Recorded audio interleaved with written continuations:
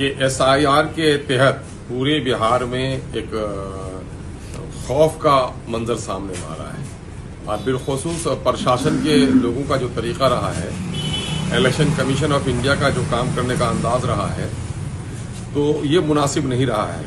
Supreme court ने पहले तो सुझाव दिया था, बाद को निर्णय दिया कि साहब आप आधार कार्ड को भी वैध मान लें, लेकिन इलेक्शन कमीशन ऑफ इंडिया ने कहीं भी नोटिफिकेशन जारी नहीं किया। कोई भी ऑफिसर इसके बारे में खुलकर नहीं बोल रहे हैं।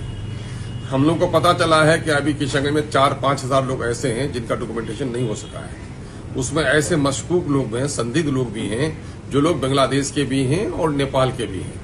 एक मामला तो ये है, सहानुभूति होनी चाहिए हमारे साथ उनके साथ कि भाई नेपाल से आपने शादी होने दिया, नेपाल के साथ कभी रोक नहीं लगाया, तो नेपाल के बारे में भी स्टैंड क्लियर होना चाहिए कि जिन लोगों के शादी ब्याह हो गए, बाल बच्चे हो गए, उनका मामला क्लियर होना चाहिए।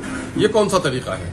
दूसरा मामला है कि बांग्लादेश को लेकर के इस इलाके को भाजपा के नेता यहाँ पर सांप्रदायिक माहौल को खराब करने में, पिछले दिनों में ठाकुरगंज में भी कुछ जिम्मेदार लोगों ने इस किस्म की बातें कह दी और बिलखुसूस इसमें निशाना बनाते हैं बांग्ला भाषी मुस्लिम्स को। तो ये बात बहुत ही गलत है। अभी जब कुछ लोगों का नाम आया है जो नॉन मुस्लिम्स हैं, जिन्होंने खुद स्वीकार किया है कि उनके पिता बांग्लादेश से आए थे, लेकिन इसमें जो भाजपा के लोगों का आचरण है वो बिल्कुल डुएल लगता है। डुएल इसलिए लगता है कि ये खबर जब नेशनल मीडिया में चली गई और यहाँ पर एक जिम्मेदार मीडिया के लोग जब उसके गाँव में गए, मीडिया वालों ने उनके साथ जो व्यवहार हुआ है, तो यकीनन है कि मैं समझता हूँ कि आप पत्रकारों लोगों के लिए भी अफसोस की बात है कि इस तरह अगर पत्रकारिता नहीं कर पाएगा, ये चौथा स्तंभ है डेमोक्रेसी का, अगर इसकी आजादी खत्म हो जाए तो जुल्म होगा, ज्यादती होगी, कोई खबर ऊपर नहीं आ पाएगी। इसलिए जो उनके साथ दुर्व्यवहार हुआ है मैं उसकी भी निंदा करता हूं, लेकिन मैं भाजपा के लोगों से ये कहना चाहता हूं कि आपका डुअल कैरेक्टर क्यों सामने में आता है? आप पूरा निशाना बनाए के हुए हो कि कोई न कोई बांग्लादेशी, बांग्ला भाषी मुसलमानों का नाम बांग्लादेशी पर आ जाए, लेकिन जब नॉन मुस्लिम का नाम आता है तो उस पर आपका अंदाज अलग हो जाता है। ये मुनासिब नहीं है।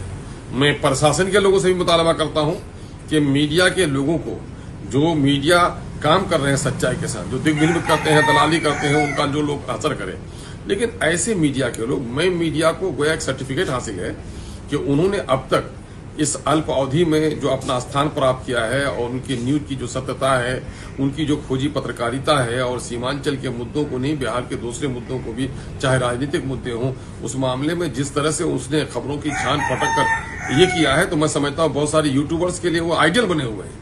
उसके साथ इस तरह से होना ये मुनासिब नहीं है। मैं कह रहा हूं अब भी एसआईआर के तहत अभी बिहार में 2 मामला चल रहा है। इधर एसआईआर की जंग लोग लड़ रहे हैं और दूसरी तरफ राजस्व महाअभियान का मामला है। राजस्व महाअभियान में भी लोगों को वो सुविधाएं प्राप्त नहीं हो रही हैं, वहां पर भी दलाली चल रही है। इस मामले को देखना चाहिए।